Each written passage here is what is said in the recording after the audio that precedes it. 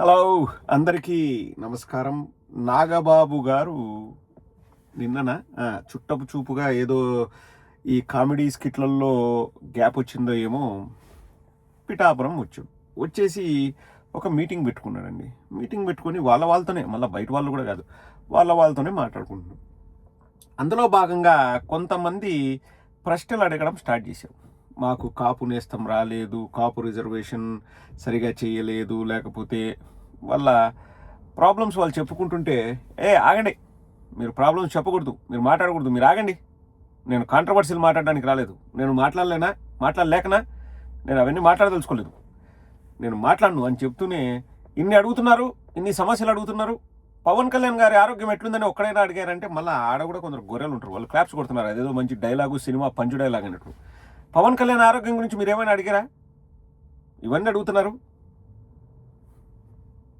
అని చెబుతూనే ఏమన్నాడంటే, అసలు పవన్ కళ్యాణ్ గారు మీకోసం పాటుపడి, మీకోసం కష్టపడి, ఇప్పుడు ఆరోగ్యం పాడు చేసుకొని, మీకోసం తను సర్జరీ చేయించుకొని కోలుకుంటున్నాడు, అతని ఆరోగ్యం మీకు పట్టదా అని అడిగాడు.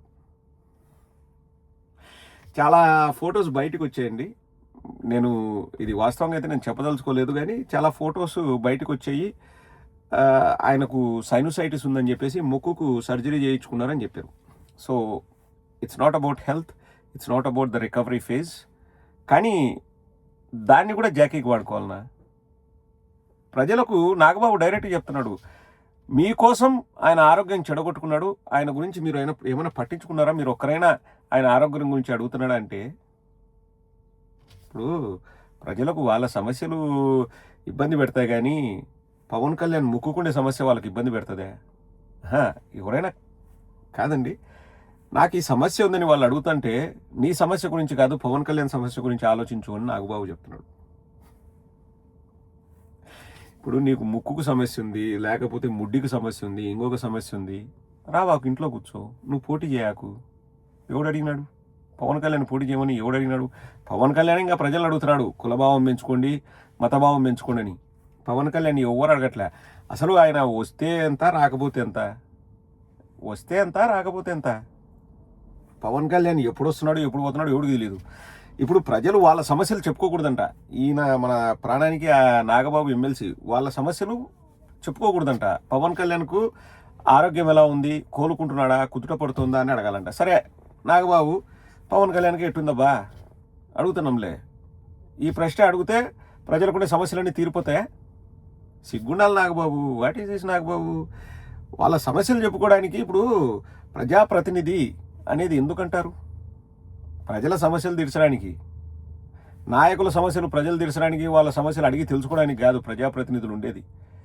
అంటే బేసిక్ ఒక కామన్ సెన్స్ ఉందనుకోండి, నాయకులు అనే వాళ్ళు ఎందుకుంటారు, వాళ్ళ ప్రజల దగ్గర ఎందుకు వస్తారు, వాళ్ళ గ్రీవెన్సెస్ మనం తీసుకుందాం, వాళ్ళ ఇబ్బందుల్ని మనం తెలుసుకుందాం, అవి సార్ట్అవుట్ చేద్దామనే జ్ఞానం కూడా లేకుండా కేవలం అండి అధికారం కావాలి, అధికారం చేజిక్కించుకోవాలన్న యావతో పవన్ కళ్యాణ్ కానీ లేకపోతే నాగబాబు కానీ వీళ్ళంతా ఆలోచించినారు.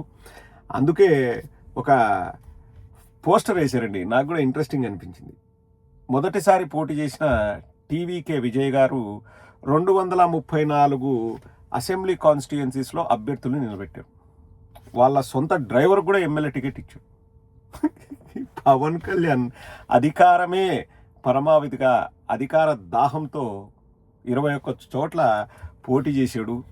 ఆ 21 చోట్ల కూడా చాలామంది టీడీపీ అభ్యర్థులకు వీళ్ళ బీఫామ్ పైన సీట్లు ఇచ్చాడు.